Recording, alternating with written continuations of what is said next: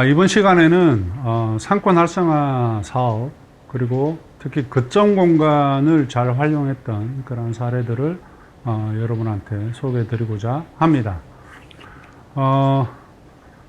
우수 사례로 제가 소개해 드리는 곳은 제 기준으로 잘 하고 있다 이렇게 이해하시면 될 것 같고요. 첫 번째가 이제 화성 바람 만세 시장입니다. 여기서 뭐 멀지 않은 그런 시장인데 고객 지원 센터가 이렇게 지어졌습니다. 이 길이 말 그대로 5일장이 열리는 길. 그리고 이 주변 상권은 지금 여러분이 처하신 상권과 크게 다르지 않습니다. 유명 의류 브랜드 요 부분만 빼면 사실 거의 비슷한 규모고요. 대동소이합니다, 사실. 그리고 점포 수가 한 250개? 뭐 그 정도 됩니다. 그러니까 화성도 평택시처럼 약간 지방 읍면 단위, 옛날 읍면 단위 중심지 내에 이렇게 상권들이 다 이렇게 독립적으로 이렇게 형성이 되어 있는데, 여기도 발안 지역에 이렇게 형성되어 있는 겁니다.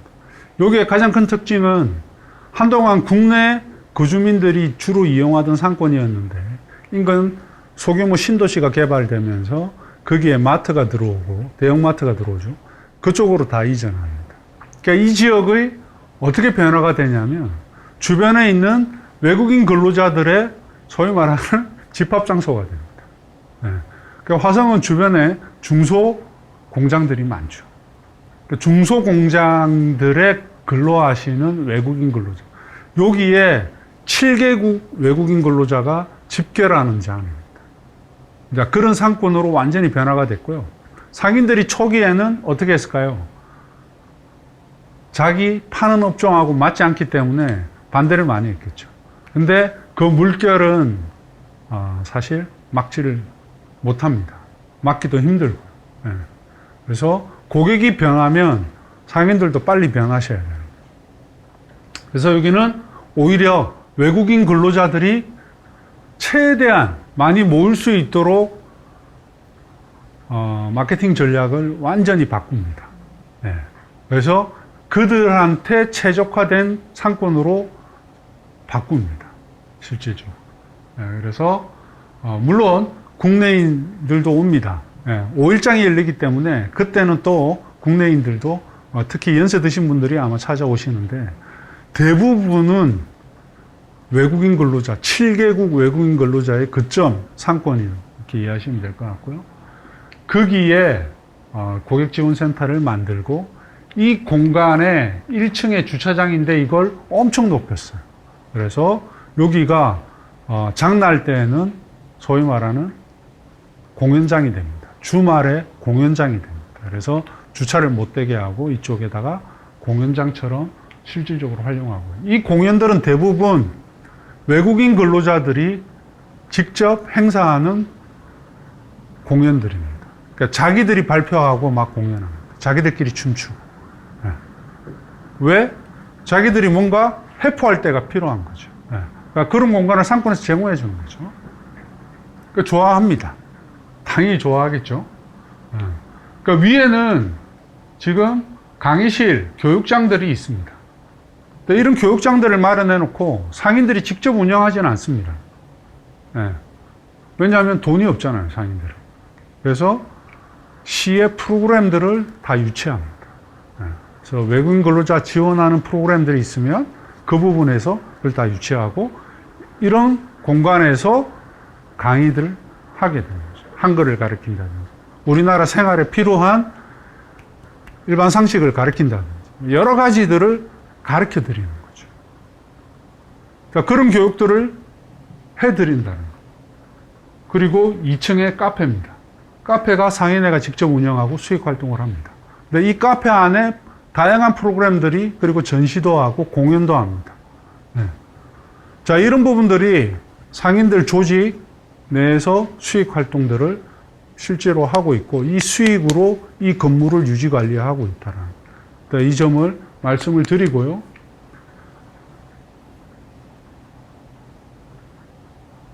자, 여주 한글시장입니다. 여기도 여기 상권보다는 작지만 기본적으로 여주의 가장 중심부 상권입니다. 일부 브랜드 의류샵들도 있습니다. 네. 그래서 여기도 마찬가지로 시골이기 때문에 5일장까지 같이 혼합해서 열리는 상점가 플러스 5일장 이렇게 이해하시면 될 것 같고요.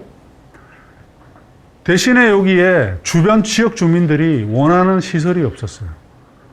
그러니까 젊은 엄마들이 아이들과 함께 뭔가 문화적 향유를 누리고 싶은데 그런 거에 대한 갈증을 해소할 데가 없었습니다. 그걸 상인회가 마련해 줍니다. 보증금을, 점포 보증금을 상인회비로 마련해 줍니다. 그리고 업체를 구합니다. 문화단체를 민간단체한테 위탁 운영합니다. 민간단체가 월세를 내면서 이런 문화 프로그램들을 운영하는 거죠. 보시다시피. 그러면서 젊은 엄마들 혹은 아이들이 이 상권을 찾는 주 이유를 만들어 드리는 거죠. 거기에다가 플러스해서 장난감 도서관도 만듭니다. 장난감 도서관의 운영은 지역 주민이 하십니다. 아줌마들이 다 하십니다. 소독도 하고 닦고 다시 재정비하고 빌려주고 이 관리를 다 지역 주민들이 하시죠. 엄마들이 하신다 이렇게 보시면 될 것 같고 이거 역시 이 상권을 오게 되는 주 이유이기도 합니다. 물건만 사러 오는 게 아니라 왔을 때 뭔가 계속 편의를 보는 거죠. 그리고 상인들은 상인들 나름대로 새로운 문화들을 만들어 나가는 탭댄스 동아리도 만들고 이러한 동아리들의 지역 주민들도 같이 합세를 하는 겁니다. 이게 무슨 얘기냐면 단순히 나는 상인이고 당신은 고객이다. 이게 아니라 같이 지역 주민들과 함께하는 프로그램들을 만들어서 같은 식구처럼 계속 친밀도를 높여가는 거죠. 그리고 이용의 편의를 제공해 주는 이런 부분들이 한번 여러분들 다시 한번 생각해 볼 필요가 있고요. 물론 이게 전통시장입니다만은 부천 역곡 상상시장입니다. 여기도 역시 고객지원센터 내에 다양한 프로그램들을 만들어서 지역 주민들이 여기 와서 다양한 활동을 할 수 있도록 공간을 제공해 주는 거죠. 안 좋은 사례들도 많습니다. 이런 고객지원센터를 시장이나 상권 내 거점 공간으로 제공을 해줘도 실력과 능력이 안 되면 기본적으로 상인들이 독자적으로 자기들이 다 차지하거나 1년에 몇 번 하지 않는 교육장 이런 부분들도 그냥 문만 닫아놓고 제대로 활용하지 않거나 실제로 그런 사례들 수도 없이 많습니다. 그러니까 똑같은 조건으로 줘도 그걸 어떻게 활용하느냐 그건 결국 상인의 역량, 조직의 역량에 달려있다라는 겁니다.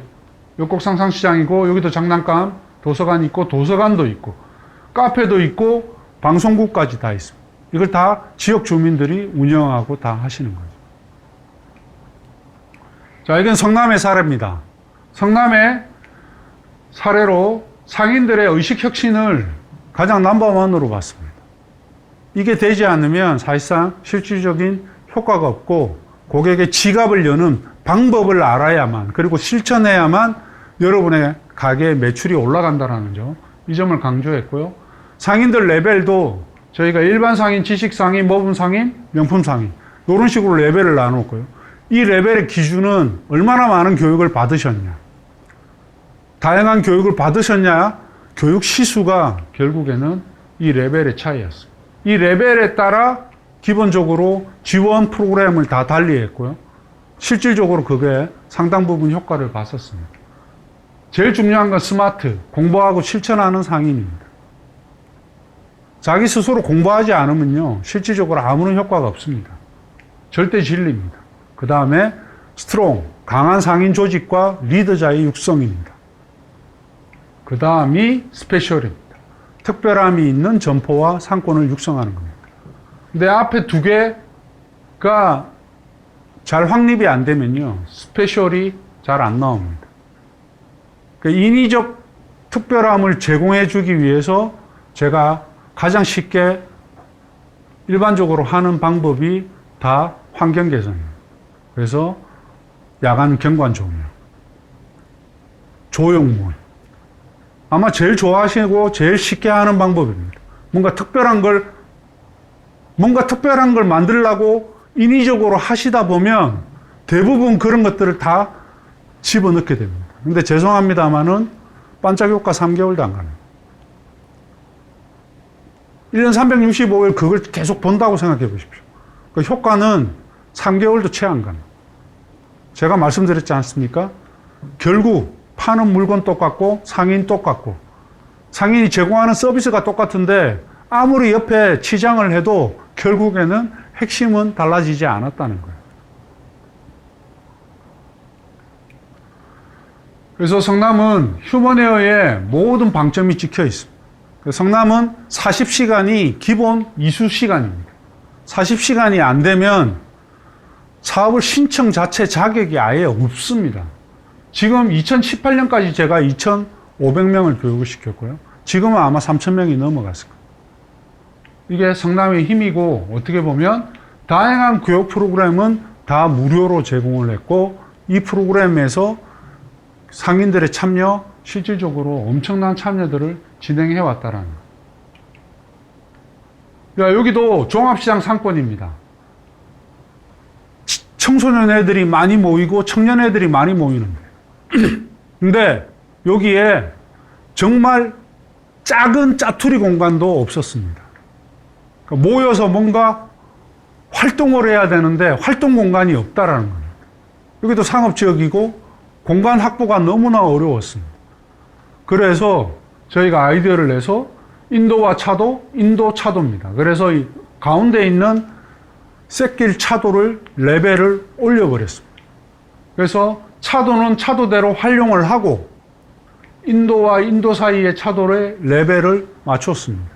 그래서 행사할 때 새 차도의 통행을 일시적으로 막고 여기를 일종의 공연장처럼 썼습니다.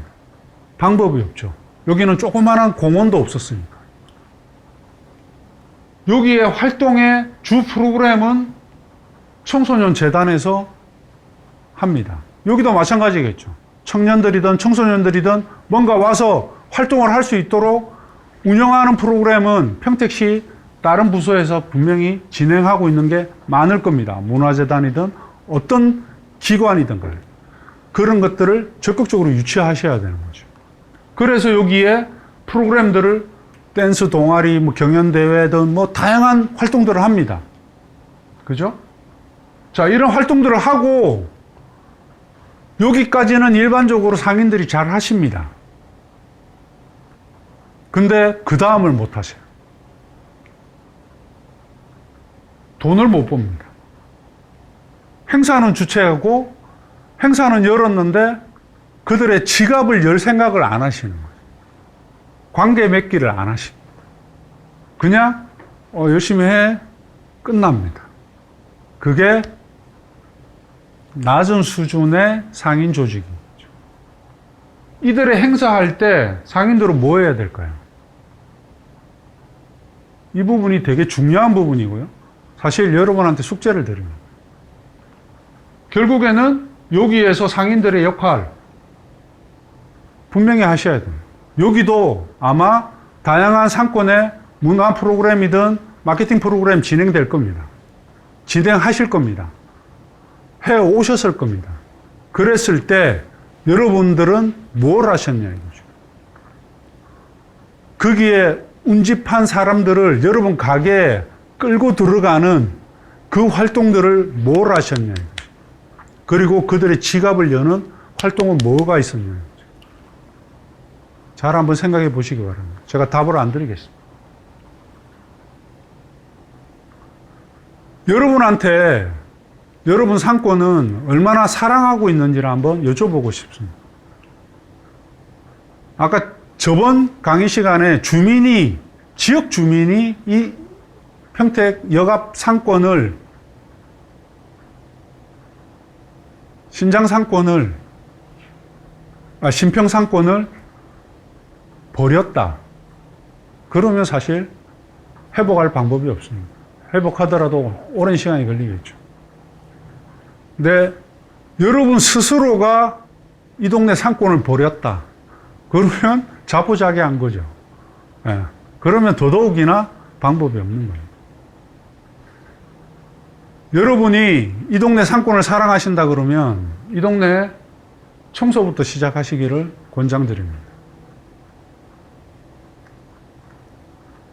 가끔씩 보면 자기 집 앞도 잘 안 쓰시는 분들 계십니다. 이 길을 사랑하지 않습니다. 이 길에 뭔가가 사람이 많이 찾아오기를 원하신다 그러면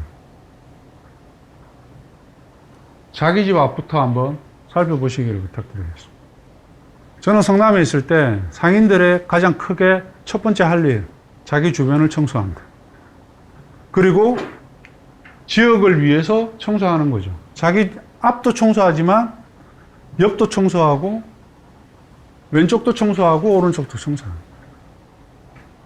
더 나아가서 상권의 반경 한 50m 정도는 자발적으로 청소하는, 정기적으로. 여기에 조끼를 입고. 그러면 여기 방문한 주민들이나 고객들이 뭐라고 인식하실까요? 그 지역에 있는 상인들이 이 상권을 살리기 위해서, 이 상권을 가꾸기 위해서 자발적인 노력들을 많이 하는구나에 대한 부분을 보여주시라는 거예요. 돈 안 들고 몸으로 할 수 있는 유일한 방법이라고 저는 생각합니다. 그래서 그거부터 실천해 주시고 조금 더 형편이 나아지시면 지역 주민들한테 좋은 이미지, 선한 이미지들을 계속 제공해 주셔야 돼요.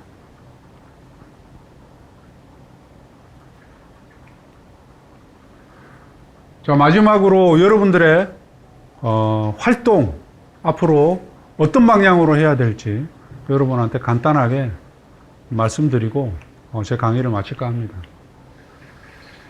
우리 동네가 장사가 안 된다. 뭐가 문제가 있을까? 그리고 뭐가 필요할까? 그 필요한 게, 당장 필요한 건 뭐고 조금 시간이 걸리는 건 뭘까? 이런 거에 대해서 상인분들이 모이셔가지고 한번 논의를 좀 해주셨으면 좋겠어요. 민원성 해결 방안들을 던지는 거는 누구나 할 수 있고 제일 하기 쉬운 겁니다. 뭘 만들어주세요. 뭘 지어주세요.